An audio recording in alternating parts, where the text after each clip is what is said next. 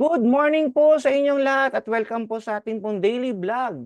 At ang pag-uusapan po natin ngayong umagang ito ay patungkol po sa nais ng Diyos na maging kawangis tayo ng ating Panginoong Hesus.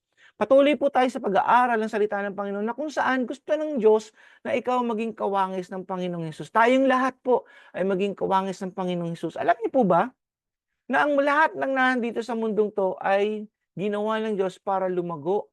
Yon. Tayong lahat po na nandito sa lupa ay lumalago. Pansinin ninyo, lahat ng halaman lumalago. Lahat ng mga bagay ay lumalago. Alam niyo po ba yung buhay na bato? Sabi nila, buhay na bato, ibig sabihin lumalaki po yan. So, meron din ako napuntahan sa isang kuweba po na kung saan may mga stalagmite ba yan? Basta yung mga bato na dahil sa tulo ng tubig, may mga elements po yan na kung saan nagiging bato. Lumalaki ng lumalaki yung mga batong yan, no? So, alam niyo po ba, everything here on earth, even animals are meant to grow. Even you, even me are meant to grow. So, lahat po tayo ay kailangan lumago. So, babies are very cute. Alam niyo po ba na ang mga bata, pag maliit, very cute yan. Pero, pag sila po ay lumaki, pag hindi sumabay ang kanilang isip, ay 'di ba po ang tawag natin diyang bonjing. Eh, ang kulit, 'di ba po, nakakainis na, hindi na siya cute, 'yan. Pero alam niyo po ba maraming mga Kristiyano din, mga tumanggap sa ating Panginoon, aba hindi na lumalago, nanatili na lang din silang baby. So, ang challenge po ng Panginoon sa atin, tayo po ay lumago. Ang nais ng Panginoon tayo maging kawangis ng ating Diyos na lumago po. So, physically, emotionally, spiritually, hindi lamang po physical na lumalaki ang ating katawan, ang ating pong isip, emotions po natin, ang ating kaluluwa, lumalago po yun. Kasi habang tumatanda tayo, marami tayong natututunan sa buhay dito. Pero gusto rin ng Panginoon ang ating spiritual. Kaya nga po sinabi ng Romans 8:29, sapagkat sa mula't simula pa man, alam na ng Diyos kung sino ang magiging kanya at ang mga ito'y pinili niya upang maging katulad ng kanyang anak.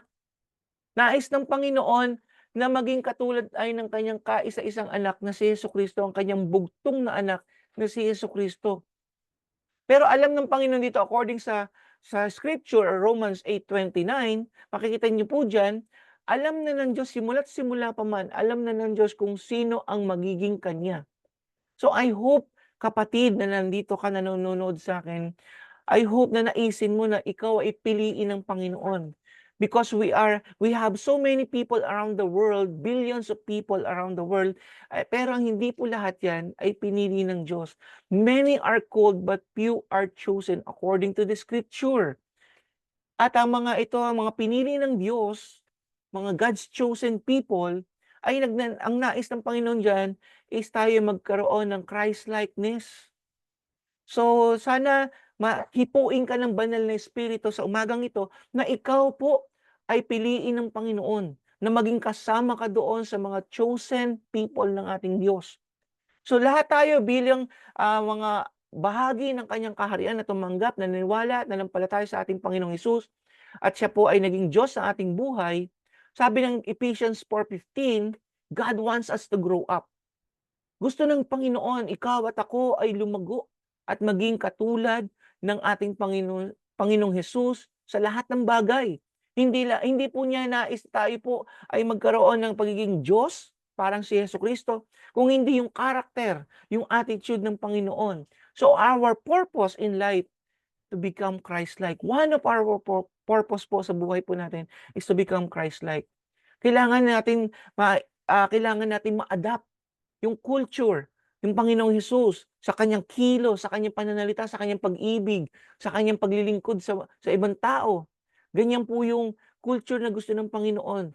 So, si Jesus na po yung binigay niya bilang example po para sa atin. So, alam niyo po ba ang pagsunod sa ating Panginoon ay kailangan po dumaan tayo sa proseso. Hindi po puwedeng nakita lang natin siya, o gagayahin ko na siya. Ang mga tao po ngayon na ina-idol ang mga Korean, um, celebrities po, ang mga kabataang 'yan ay patuloy nilang pinanonood sa social media, minsan pumupunta pa ng mga concert. na kung saan 'pag sinusubaybayan nila yung mga ina-idol nila, yung kanilang, like na mga celebrities na 'to, pansinin po ninyo pananamit nila, pati kulay ng buhok, pananalita, 'di ba? So, nakukuha po ng mga kabataan 'yan. Why? Because po dumaan sila sa proseso na kung saan talagang minamatyagan nila yung kanila pong ina-idol. So, gano'n din tayo mga kasama, mga kapatid.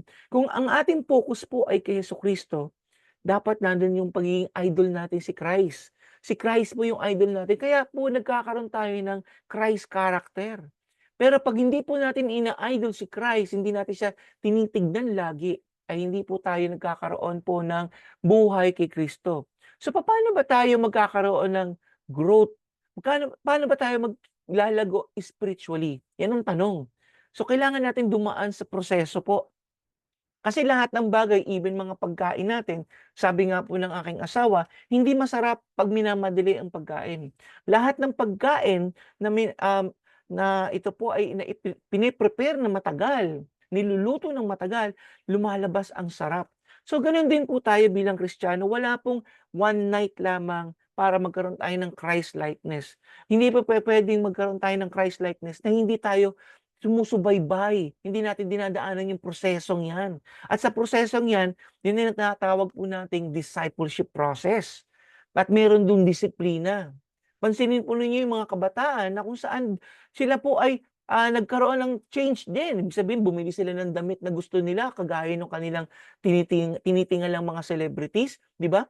Gano'n din 'pag meron silang mga kilos, "Ay, gagayahin ko yung kilos na 'yan." Simula sa buhok hanggang sa sapatos, 'yan po ang kanilang ginagaya.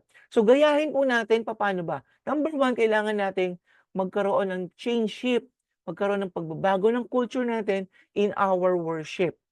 Sabi ng 2 Corinthians 3:18, "As the Spirit of the Lord works within us, we became more and more like Him and reflect His glory even more." So 'pag nagwo-worship daw tayo sa ating Panginoon, ano ba yung worship? Yung binibigyan natin siya ng value, binibigyan natin siya ng kahalagahan sa buhay po natin. So as we worship the Lord, the Spirit of God, nagtatrabaho na yan sa atin. Hindi natin napapansin pero nagtatrabaho po yan sa atin. At dahan-dahan po napapansin natin nagkakaroon tayo ng reflection ng ating Panginoon. Yan po yung sinasabi natin ng testimony na kung saan nakikita po natin yung ginagawa ng Diyos sa buhay ng tao. Dati sila ganito, nung tinanggap nila si Jesucristo ganito, nagkaroon sila ng pagbabago, dahan-dahan po, hindi po madali. Wala pong madaling proseso. So, as you continue to worship God, as you continue to serve God, as you continue going to church, into your small groups, magkakaroon ka ng transformation. Because in the small group, in your local church, there will always be a worship time. Wino-worship natin, binibigyan natin ng importansya ang Diyos. Kaya po yung sa oras po natin, mga kasama, mga kapatid, I challenge you, even you are so busy in so many things in this world, sa inyong mga daily chores, I challenge you, you have to spend time worshiping God. That's why we are encouraging people na sila po ay magkaroon ng kahit konting oras, hindi naman po naghihingi ang Lord na maraming time sa atin. Ang gusto ng Panginoon, bigyan natin siya ng time na kung saan tatanggalin natin ang mga bagay-bagay na iniisip natin. Yung time na yun, pakikipag-communicate lang tayo sa ating Lord. Hindi lang tayo magsasalita, kung hindi makikinig din tayo sa kanyang salita. Amen. So that is worship. So, ito pong susunod natin, it's about fellowship. Importante sa ating pong buhay din na ah, makipag makipagsama o maki-fellowship dun sa ibang mga tao. Sapagkat wala pong nabuhay na mag-isa lamang. Even si Adan nga po nalungkot eh. Ikaw pa kaya, 'di ba? So kung wala kang kasama, so mahilig ka mag-isa, malungkot ka. Pero kung gusto mo lagi kang may kasama, 'di ba? Mas may kasamang kumain, 'di ba, napapasarap yung kain mo, may kakwentuhan ka lagi, 'di ba, ang saya-saya ng buhay mo. So, gusto ng Panginoon is fellowship. Gusto ng Lord, gano'n din tayo makipag-usap sa Kanya.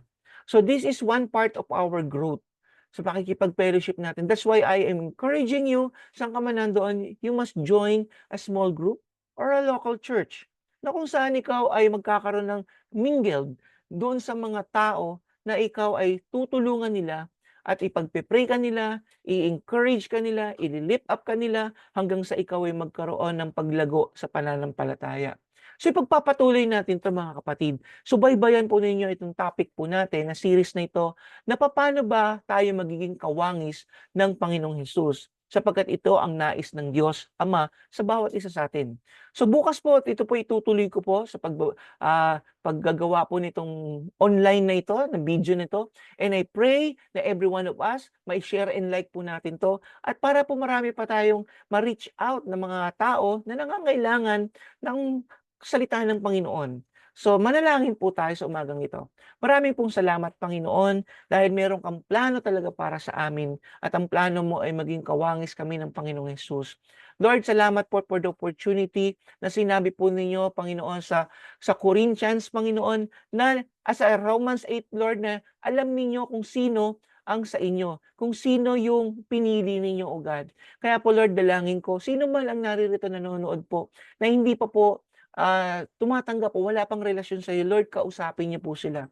I pray, piliin mo po sila na lahat kami, Panginoon, ay bilang bahagi ng inyong kaharian at tunay nga, Lord God, matransform kami into Christ-likeness. Salamat po sa word po ninyo dito sa Romans 8:29 na kung saan, Lord God, many are called but few are chosen and we want to be chosen. Lord God, I want, Lord God, to be called by our names, O Panginoon. Kaya po, Lord, help everyone, Lord God, who is listening and watching this vlog, Panginoon, na kung saan, Lord, hipuin niyo po sila at magkaroon po sila ng tunay na relasyon sa iyo. Salamat po sa araw na ito na kung saan pagpalain niyo po ang bawat isa sa pangalan ng Panginoong Hesus. Amen and amen. So God bless you. Kita-kita po tayo bukas.